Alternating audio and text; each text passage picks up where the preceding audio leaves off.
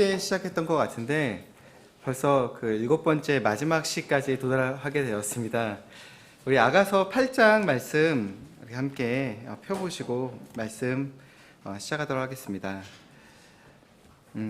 7번째 시고요. 아가서가 7개의 짧은 시들에 모여져 있는 하나의 큰 시라고 우리가 배웠었습니다. 7번째 시는 8장 5절부터 시작하여 8장 맨 마지막 절인 14절까지 이어지게 됩니다. 우리 지난번 6번째 시의 어떤 중요했던 부분들을 다시 한번 생각해 보게 되면 양쪽에서 서로 불렀죠. 그죠? 그 여인은 신랑이신 분과 거리를 두고 밖에 나가서 이리 오시라 하고 불렀고요.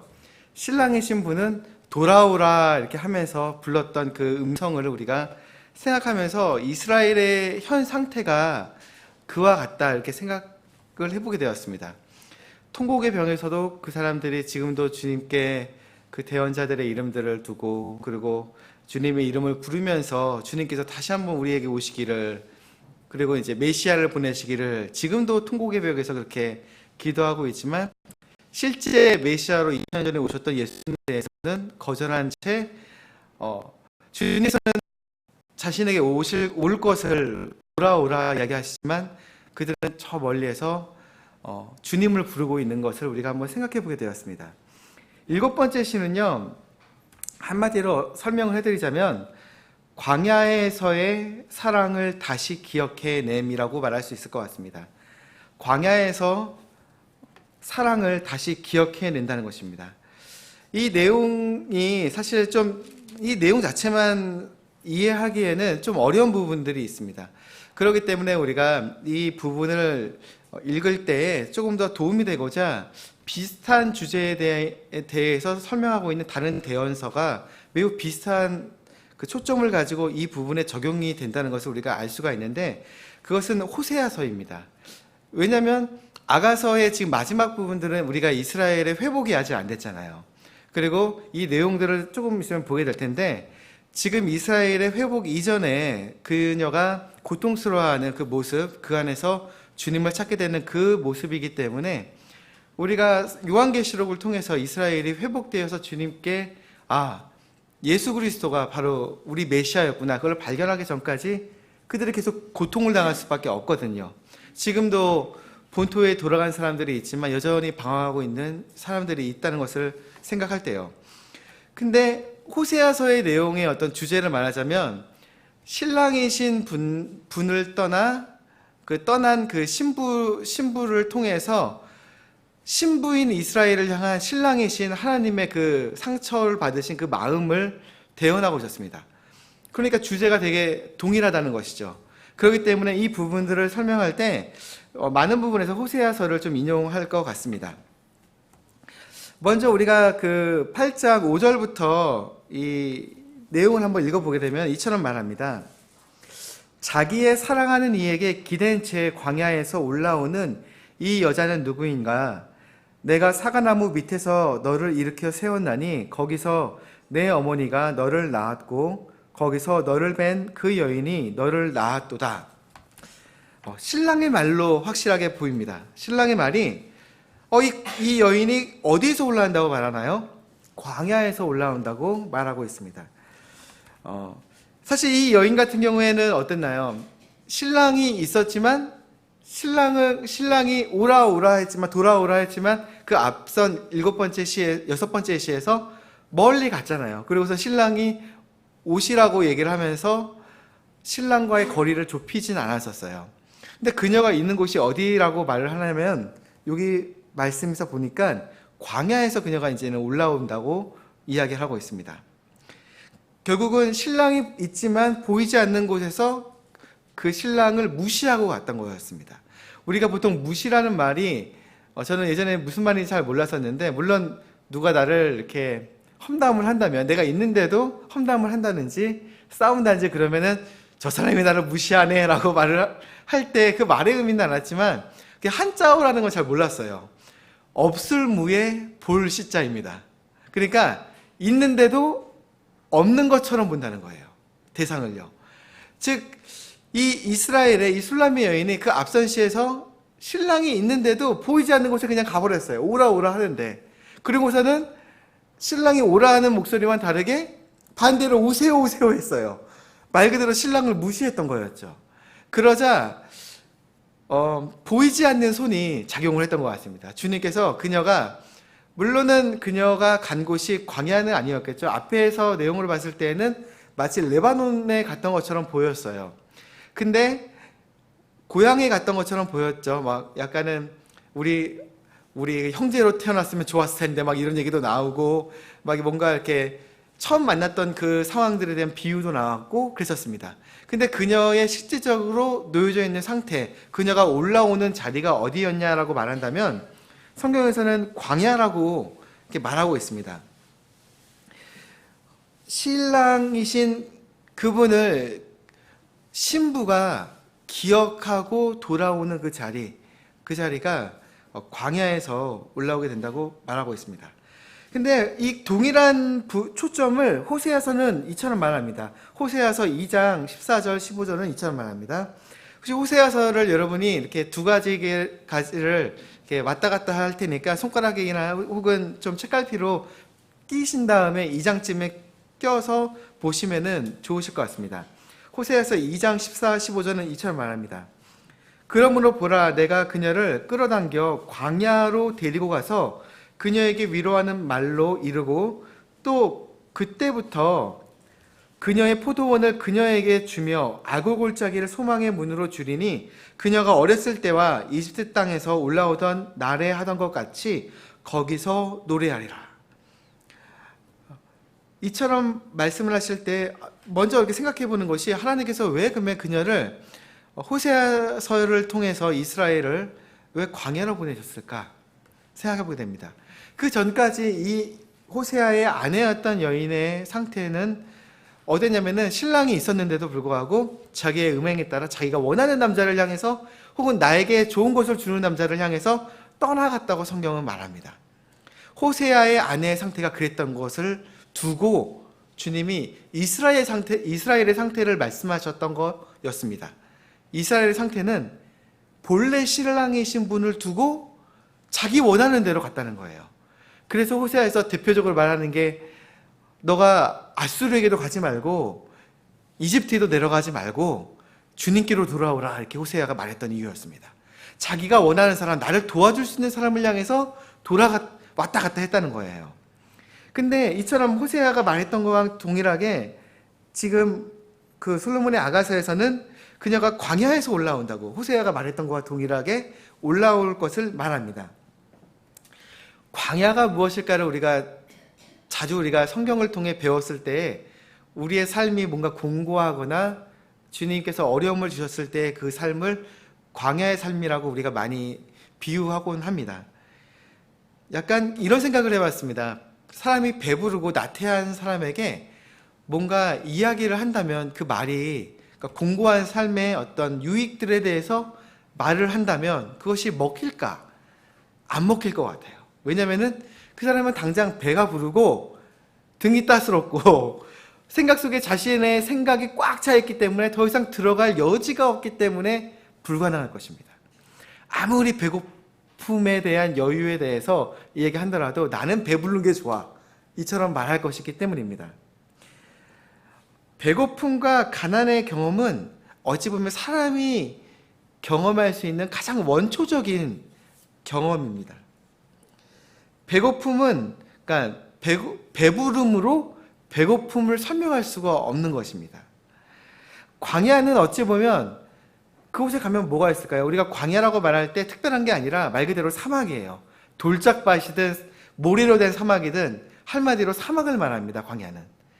그곳에서 뭔가를 배운다는 것은 실질적으로 불가능한 것입니다.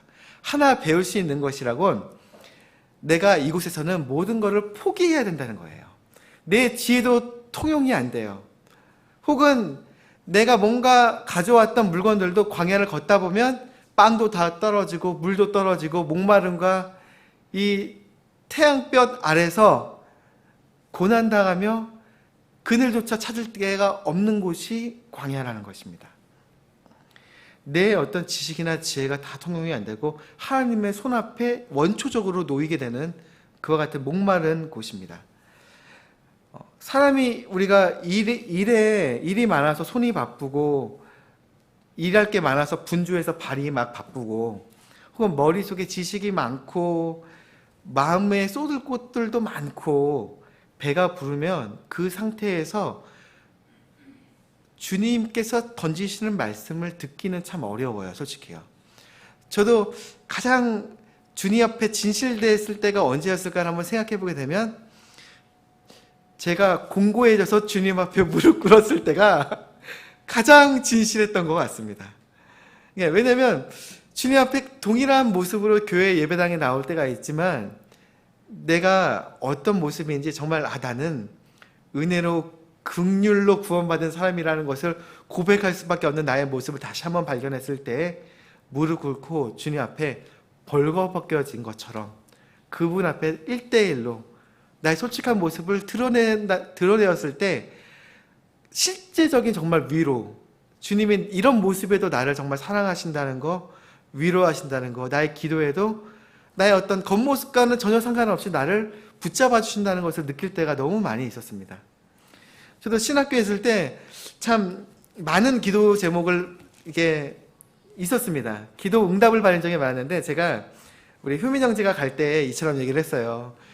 기도 제목을 참 많이 받게 될 거야. 왜냐면 돈이 없고 말이 안 통하고 지혜가 안 통할 때 무릎을 꿇게 되면 주님께서 다 응답해 주거든. 그 얘기를 했었습니다. 근데 왜냐면 정말 주님이 나의 모든 거라고 말할 수 있는 그 자리는 광야일 것입니다. 왜냐면 그 자리에서 주님 말고는 붙잡을 게 아무것도 없기 때문에 주님이 나의 모든 것이라고 설명할 수가 있는 자리이기 때문입니다. 그렇기 때문에 주님이 아가서에 있는 내용처럼 이 내용을 통해서 술라미 여인을 통하여 말 그대로 이스라엘을 광야로 보내시고 호세아서에 나와 있는 호세아의 아내를 광야로 보내셔서 그녀의 지혜가 안 통하고 온전히 원초적으로 자신의 모습 안에 자신의 모습을 보고 주님 앞에 섰을 때 신랑에게 돌아가자. 그 신랑이 나를 사랑했는데 그 모습을 통해 이스라엘이 주님께 돌아올 것을 처음에 이집트에서 나갔을 때가 어땠습니까? 주님이 구속하셔가지고 광야로 보내셨고 광야에서 물을 주시고 빵을 주시고 메추라기를 보내시고 모든 것을 공급해 주셨는데 이 생각도 해봤어요. 제가 왜 구름기둥을 했을까? 구름기둥은 이해가 됐어요. 구름기둥이 광야니까요. 구름으로 가려졌을 텐데. 근데 나중에 생각해 보니까 이게 꼭 그 따뜻한 그런 오븐과 같은 그런 열기를 하늘에서 내리쳐 주셨다면 광야에서 추운 밤에도 따뜻했을 텐데 이 생각을 해보게 되었습니다. 그래서 생각해 보니까 그들은 참 모든 것에 대한 공급이 그 원천이 주님이었겠구나라는 생각을 해보게 되었습니다. 여기 말씀에서 보는 것처럼 광야에서 그녀가 사랑하는 이에게 기댄 채 올라온다고 이야기합니다. 근데 다음 내용을 보니까 참 재미난 부분이 있는데 내가 사라가나무 밑에서 너를 일으켰나니 거기서 너의 어머니가 너를 낳았고 거기서 너를 뵌 그 여인이 너를 낳았도다라고 말합니다.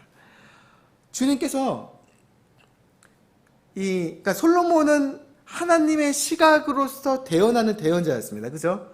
그러니까 솔로몬이 대언은 하지만 실제로 주님의 음성인 거예요.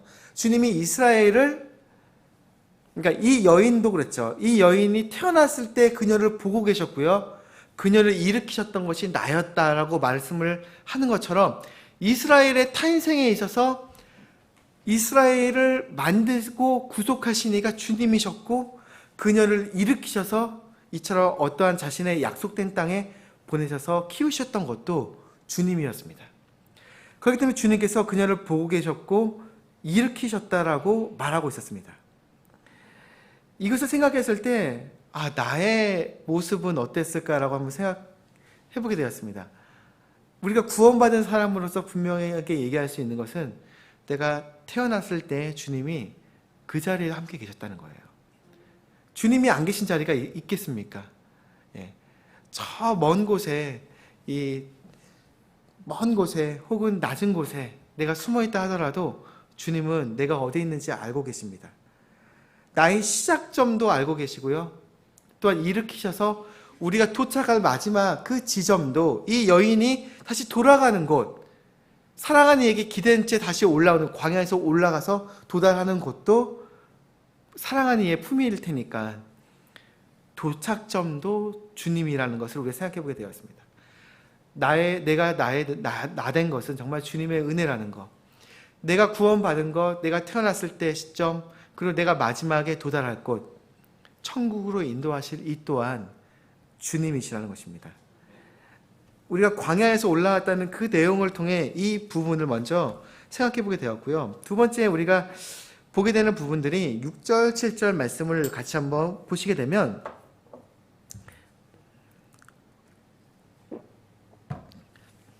나를 도장같이 내 마음에 새기고 도장같이 내 팔에 새기라. 사랑은 죽음같이 강하고 질투는 무덤같이 잔인하니 그것의 숯은 극히 맹렬한 불꽃을 지닌 불붙은 숯이니라. 많은 물도 사랑을 끄지 못하며 홍수라도 그것을 잠기게 하지 못하나니 사람이 자기 집 재산을 다 주고 사랑을 얻으려 할지라도 그것은 철저히 멸시를 받으리라. 이 내용들은, 지금 이 6절, 7절 내용은 앞선 시들에서는 매우 사랑을 아름답게 비교했던 것과 좀 이렇게 다르게 6절, 7절은 어떤가요? 뭔가 단어가 강해요. 강하고 좀 약간은 부정적인 것 같고, 맹렬하고 뭐 질투가 나오고 불꽃이 나오고 이렇게 나옵니다. 그 사랑을 끄지 못하지만 뭐 나중에 철저히 멸시받는다, 이런 얘기가 나옵니다. 왜 이런 이야기를 하셨는가를 한번 우리가 생각해 볼 수가 있는데, 먼저 이 부분도 생각하기 전에 앞에 나와 있는 6절의 이 앞부분을 보게 되니까 말씀을 도장같이 마음에 새기라라고, 또한 내 팔에 새기라라고 말하고 계십니다. 하나님의 말씀을 출애굽기에서는 말하기를 이스라엘 민족에게 이마에 두고 팔에 감아서 말씀을 계속 붙들고 있으라고 이야기하셨습니다. 근데 예수님은 말씀하실 때요, 너희의 어떤 성구함을 크게 만들지 말고 외식하지 말 것을 말씀하시면서 그 마음을 둬야 될 곳이, 실질적인 것이 외식, 보여주는 것이 아니라 너희의 마음에 대한 문제이다, 마음에 둬야 될 것을 이야기하셨었습니다. 마태복음 23장 5절에 나와 있는 내용입니다. 근데 그렇다면은 말씀은 어디에 두는 것인가? 한마디로 말하자면 시편 119편 11절은 이처럼 말합니다. 내가 주께 죄를 짓지 아니하려고 주의 말씀을 내 마음속에 숨겼나이다. 말씀은 보이지 아니하더라도 항상 마음 안에 감추어 두는 것. 말씀은 마음 안에 감추어 두는 것이라고 성경은 말합니다. 왜 이처럼 말씀하는가? 하나님께서 이스라엘의 시작점에 분명히 말씀을 준행하라고 말씀하였습니다. 말씀을 지키면 복을 받고 지키지 않으면 불행하게도 화를 얻게 될 것이다 라고 말씀하였습니다. 근데도 이스라엘의 지금의 모습은 여전히 주님께 온전하게 민족적으로 돌아가지 않은 상태입니다. 그러면 우리가 사랑에 대한 표현을 한번 생각했을 때, 사랑은 시적으로 굳이 말하자면 두 가지로 표현할 수가 있는 것 같습니다. 긍정적으로 사랑을 표현할 수도 있고요, 사랑에 대해서 부정적으로도 표현할 수 있는 것이 실제이기도 합니다. 꽃을 두고 말하자면, 꽃이 화창한 날에 물을 주어서 아름답게 활짝 펴있는 모습을 보면 사랑의 아름다움을 표현할 수 있을 것입니다. 근데 내가 그 꽃을 사랑해서 정말 아끼고 아껴서 오랫동안 보고 싶었는데 내가 없는 사이에 누군가가 짓밟고 가버렸어요. 근데 그 꽃을 바라봤을 때 나의 심정은 어떨까요? 화가 나겠죠. 분노할 것입니다. 도대체 누가 이 꽃을 이처럼 만든 것인가? 나의 사랑이 급속히 식어져서 분노로서 표출될 수 있습니다. 그게 실제입니다. 사랑의 표현이기도 합니다. 주님께서는 사랑에 대한 표현을 물론 복을 주시고 아버지가 되어주시고 신랑이 되어주시고 이처럼 표현하시기도 하시지만, 반대로 부정적으로 표현되었을 때 소멸하시는 불이시다. 자신이 거절당했을 때 의롭지 아니한 것을 철저하게 멸하시는 하나님이심을 설명하기도 하십니다. 그것이 또한 사랑의 다른 표현이기도 합니다. 하나님께서 자신이 받아야 될 마땅한 존경과 사랑, 경배, 창조주이기에 유일한 분이시기에 모든 피조물들을 만드시고 사랑, 햇살과 같이 모든 사랑을 베푸셔서 살게 해주셨는데 이 피조물들이 그 사랑을 거절하고 십자가에 그 자신의 아들을 못 박았는데도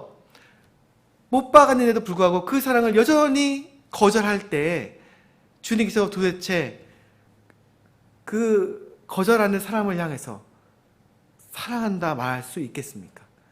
반대로 거룩한 분들을 표현하실 수밖에 없으실 것입니다.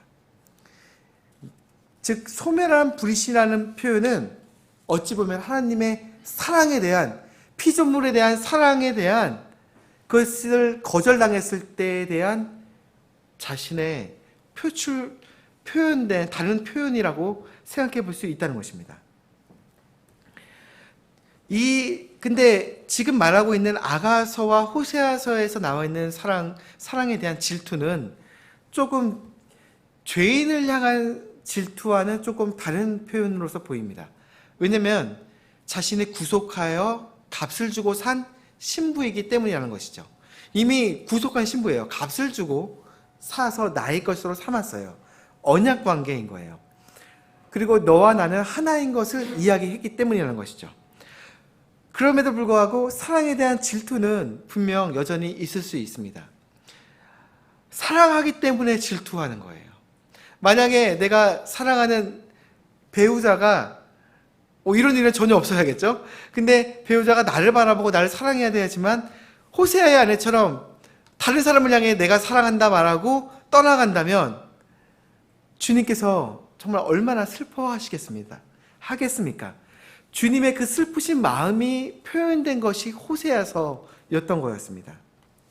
눈물 어리지만 그래서 주님께서는 그 사랑하는 여인을 어디로 보내시냐? 광야로 보내신다는 것입니다.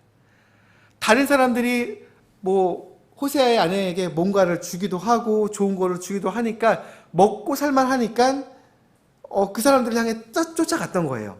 근데 전혀 먹고 살 수 없는 상황, 광야와 같은 삶을 살았을 때 원초적으로 나의 모습이 벗겨지고 홀로 나의 모습이 도대체 어떠한 존재였음을, 나를 진정 사랑했던 사람이 누구였는가를 생각해 볼 여지가 생겼을 때 광야에서 그 호세아의 아내가 호세아를 찾아왔던 것처럼 주님은 이스라엘을 광야로 보내셔서 그녀가 이 사랑하는 이에게 기댄 채 올라오게끔 만드신다는 그런 계획을 갖고 있었다는 거였습니다.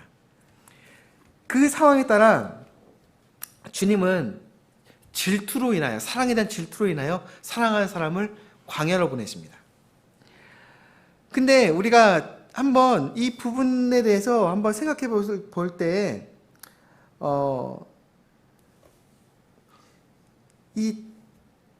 한 부분들을 보게 되는데, 몇 절이죠? 제가 이거 보시게 되면 쭉 뒤 부분을 읽어보도록 하겠습니다. 8절부터 보면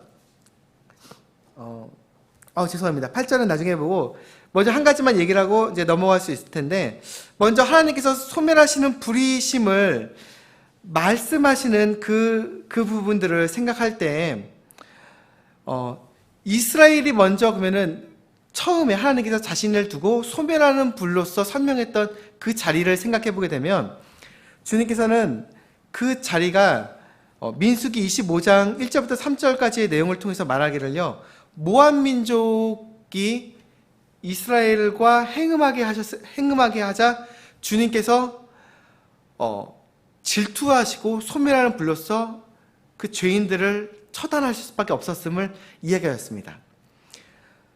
그렇게 함으로 그러니까 즉 이스라엘에 대해서 하나님께서 하나님 앞에서 큰 진노를 샀다 말했습니다. 근데 그 자리의 이름이 바알 부올이라고 성경은 말합니다. 바알 부올. 이 부분을 기억하시기 바랍니다. 왜냐하면 그 뒷 이야기들로 계속 이어지기 때문입니다. 왜 그러는가? 주님께서는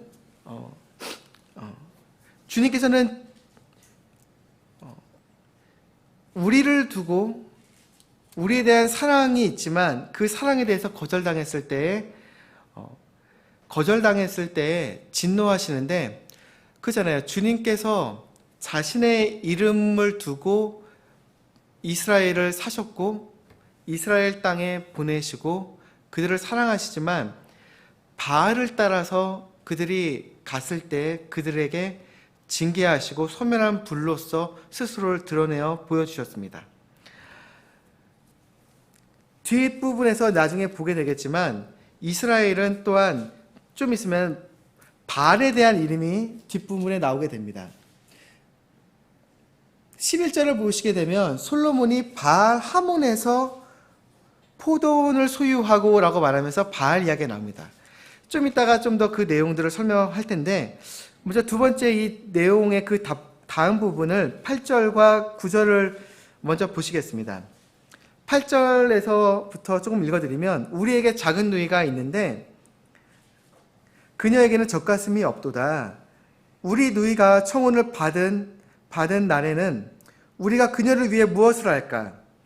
그녀가 성벽이라면 우리가 그녀 위에 은으로 궁궐을 지을 것이요, 그녀가 문이라면 우리가 백향목 판자로 그녀를 두르리라.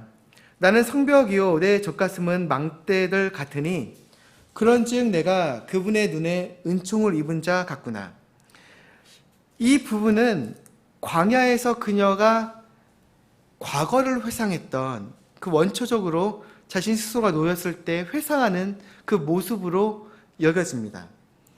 첫 번째 부분은 오라버니가 했던 옛날에, 말 그대로 옛날에 오라버니가 그녀를 향해서 했던 말로써 보입니다. 내 누이가 있는데 그녀가 아직 어려. 그녀가 크게 되면은 내가 꼭 은으로 궁궐을 짓듯이 혹은 백향목 관자로 궁궐을 만들듯이 그녀를 위해서 아름답게 치장해 줄 거야 라고 이제 말했던 거였습니다.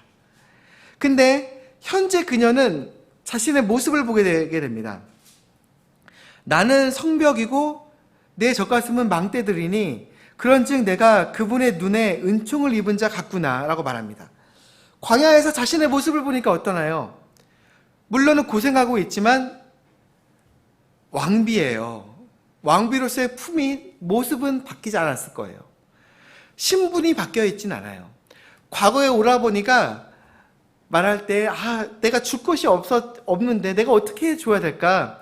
그녀가 아직 어리기 때문에 그녀가 컸을 때, 그녀가 결혼할 때 내가 그녀를 위해 옷을 입혀주고 치장해주거나 뭔가 그녀를 위해 아름답게 치장해주거나 결혼식을 아름답게 하거나 혹은 뭔가 좀 이렇게 챙겨줘서 그녀가 좀 잘 살 수 있게 도와줘야겠지, 그런 마음을 가졌을 거예요. 그녀가 그것을 기억했습니다. 근데 자기가 지금 자란 모습을 보게 되니까 나는 커 있다고 말하면서 말하기를 나는 내가 그분의 눈에 은총을 입은 자 같구나. 나는 왕에게 신뢰를 얻고 은총을 받아서 이처럼 신부로서 된 자신의 모습을 발견하게 되었습니다. 그녀는 광야에서 어린 시절을 회상하게 되었습니다. 어린 시절에 오빠들이 뭔가를 더해주고 싶었고 아름답게 치장해서 결혼식 날 아름답게 자기를 꾸며주고 싶었던 그 모습들에 대한 기억이 났던 거예요.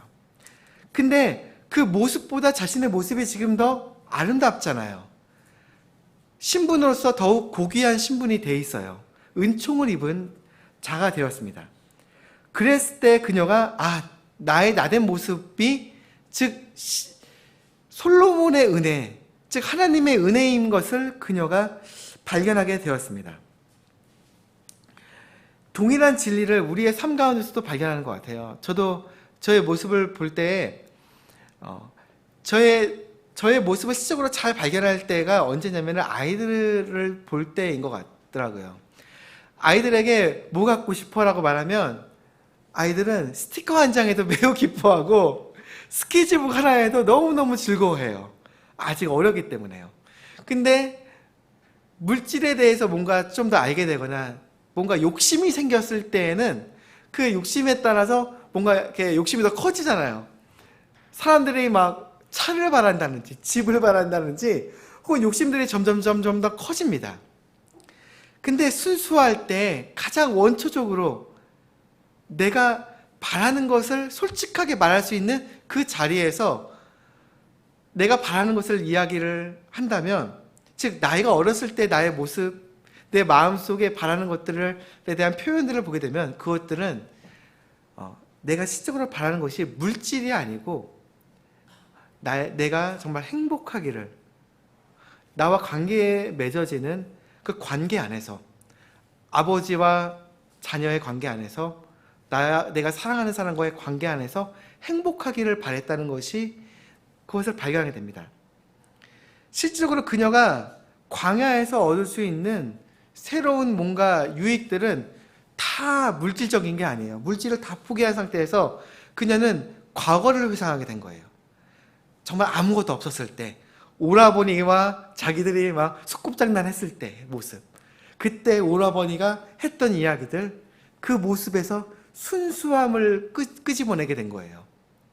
그리고선 그런 모습으로 자기를 비교해 보니까 너무 아름답게 된 나의 모습은 신랑의 은혜였음을 발견하게 된다는 것입니다. 우리는 그렇다면 이제 회복할 수 있는 계기가 생기게 됩니다. 9절과 10절의 내용을 통해서 그녀는 이처럼 자신의 은혜를 발견하게 되었습니다. 솔로몬의 은혜를 발견하게 되었습니다. 그 이후에 말하기를요, 11절부터 보게 되면 솔로몬이 바알 하몬에서 포도원을 소유하고는 그 포도원을 지키는 자에게 세에 주고 각 사람이 그것의 열매의 대가로 은 1000개를 가져오게 하였도다. 내 포도원이 내 앞에 있으니 그것은 내 것이로다. 오 솔로몬이여, 당신은 반드시 1000개를 가지며 그것의 열매를 지키는 자들은 200개를 가지리로다라고 말합니다. 지금은 뭔가 사랑의 고백 같아요. 그죠? 당신에게 뭔가를 좋은 걸 줍니다. 당신이 포도원을 가져야만 합니다. 당신이 받고 내가 받고, 뭔가 이렇게 표현이 아름답게 표현되는 것 같은데, 근데 우리의 의문을 사는 표현이 나옵니다. 딱 보면 뭐죠? 바알 하몬이라는 표현이 나옵니다. 바알 하몬이라는 단어의 의미는요, 바알이 풍족하다는 뜻입니다. 즉 바알이 풍족하게 공급했다는 그런 의미가 됩니다. 근데 결론에 다가왔을 때 우리의 의문점은, 아니 왜 아름답게 끝나야 될 상황에서 왜, 그잖아요. 만약에 바알이 이것을 다 공급했다라고 표현이 돼버리면 하나님이 아니라 바알이 돼버리잖아요. 바알이 사랑받게 되잖아요. 그렇기 때문에 우리는 먼저 이 내용을 잘 생각해 볼 필요가 있어요. 바알 하몬을 한번 잘 기억해 봐야만 합니다. 아까 전에 말씀한 것처럼 호세아서 말씀과 신명기 말씀이 우리에게 실타래와 같은 실마리를 주게 됩니다. 왜냐? 호세아서는 이처럼 말합니다. 호세아서 2장 16, 17절은 말하기를요, 그녀가 이제 돌아올 때의 모습을 말합니다. 돌아올 때의 그 상황을 두고 말하기를요, 주가 말하노라, 그날에는 내가 나를 이쉬라고 부르고, 이쉬는 남자라는 의미도 있지만 내 남편이라는 뜻입니다. 그녀가 나를 남편이라고 부르고, 다시는 바알리라는 것은 내 바알, 나의 바알, 즉 나의 주인이요라는 말입니다. 바알리라고 부르지 아니하리니 이는 내가 그녀의 입에서 바알들의 이름을 제거할 터인즉 그것들이 다시는 그것들의 이름으로 기억되지 아니할 것이기 때문이라. 돌아올 때 주님께서 결과 이스라엘이 회복, 사랑에 대한 고백이 다시 시작될 때에 주님께서 그들의 이름에서 바알의 이름들, 세상에 대한 이름, 물질에 대한 이름들을 지워버리고 내 남편을 찾게 될 것이다. 내 남편, 즉 하나님을 찾게 될 것이다 라고 말하고 있었습니다. 근데 신명기에서는 4장 아까 전에 3절과 4절 혹은 아까 전에 말했던 민수기에 대한 말씀들처럼 그러니까 모압이 그들을 그들이 이스라엘 민족이 행음하게 한 다음에 하나님의 진노가 부어졌던 그 자리가 바알 부올이라고 이야기했습니다. 예, 바알 부올. 두 가지를, 즉 세 가지의 것, 아까 신명기 말씀, 호세아 말씀, 그리고 아가서 말씀은 동일하게 그 광야의 자리, 주님의 진노로 인해서 고통받고 모든 걸 잃어버리는 자리에서 그녀가 나의 신랑이 바알이 아니었음을 발견하게 된다는 원리를 주님이 말하고 싶었던 거였습니다. 즉 바알 하몬이라는 것은 바알이 주었다 하는 의미가 아니라 그녀가 넘어졌던 자리를 설명하는 거예요. 즉 실적으로 누가 이걸 쓰고 있죠? 솔로몬이 쓰고 있잖아요. 술람이 여인과의 관계를 말하고 있지만 1차적으로는 솔로몬은 자신의 경험을 통해 하나님께 대한 대언을 말하고 있는 거예요. 솔로몬은 많은 아내들을 두었고 마지막에는 바알을 따라가고 제단들을 두었다고 말합니다. 그의 풍족함은 주님의 복이었지만 풍족함으로 인해서 주님을 잊어버리게 된 게 그의 문제였음을 성경은 말하고 있었습니다. 바알 하몬은 솔로몬이 넘어졌던 자리를 보여주는 그런 표현이었습니다. 우리가 그러잖아요. 요한계시록에서도 우리가 요한계시록 2장을 한번 보시게 되면, 잠깐 보시게 되면 주님께서 우리가 넘어진 자리에 대해서 기억할 것을 말합니다. 에베소 교회에게 말하기를 2장 4절 5절을 잠깐 읽어드리면 같이 한번 눈으로 보시면 좋을 것 같습니다. 그럼에도 불구하고 내가 너를 책망할 것이 조금 있나니 이는 내가 너의 처음 사랑을 버렸기 때문이라. 그러므로 내가 어디에서 떨어졌는지 기억하고 회개하여 처음 행위를 하라. 첫사랑을 잃었을 때에 자신이 어디에서 넘어졌는지를 정말 기억하고 다시 일으켜서 그 첫사랑을 회복하고 주님이 원하시는 모습으로 설 것을 성경은 말하고 있습니다. 호세아 또한 자신이 넘어졌을 때에 그 자신에게 물질적으로 모든 것을 공급했던 그 신랑들이 아니요, 나를 진정 사랑했던 호세아 그 신부를 향해 돌아올 것을 말했었습니다.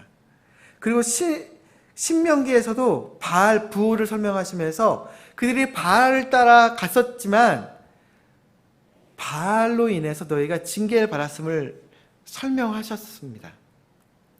바알이 그들을 구원한 적이 없었기 때문이라는 것이죠. 우리는 우리의 삶 가운데 주님이 주시는 많은 풍족한 것들을 누리고 살고 있습니다. 하지만 우리가 그 풍족함으로 인해서 넘어질 수 있다는 것을 우리는 기억해 봐야만 할 것입니다. 주님은 이스라엘의 시작점에서 이스라엘이 민족이 되는 자리에서 바알 부올에서 그들이 넘어졌다라고 말을 하였고, 자신이 사랑으로 인해서 진노하시는 소멸하는 불이심을, 하나님이심을 설명하였습니다. 솔로몬이 풍족으로 인해서 넘어졌던 그 자리가 바알 하몬이었고, 민족적으로 그들이 다시 회복되어 돌아오는 자리에서 풍족하게 될 곳을 설명할 때 바알 하몬이라는 이름을 언급하였습니다. 또한 호세아서는 또한 이스라엘이 돌아올 때 그들이 바알이라 주님을 부르지 아니하고 이씨, 주님을 두고 내 남편입니다라고 고백할 것이라 말할 것이다라고 성경은 말했습니다. 우리는 아직 이스라엘의 회복을 보지 않고 있습니다. 하지만 이스라엘이 회복될 때 그들은 주님을 두고 바알이라 부르지 아니하고 나의 남편입니다라고 이씨라고 부르며 주님께 돌아올 것입니다. 그리고 그 대상이 예수님이심을 그들은 고백할 것입니다. 지금 여기 보게 되면은 어찌 보면은 솔로몬의 아가서의 마지막 이 두 절은 그가 포도원을 소유하고 세를 주고 몇 천 개를 받고 은 2,000개를 받고 나는 몇 개를 받고 주인과 그 복을 나누어 갖는 모습을 설명하고 있습니다. 마치 그 기쁨을 함께 나누는 것이죠. 마치 노래와 같다는 것입니다.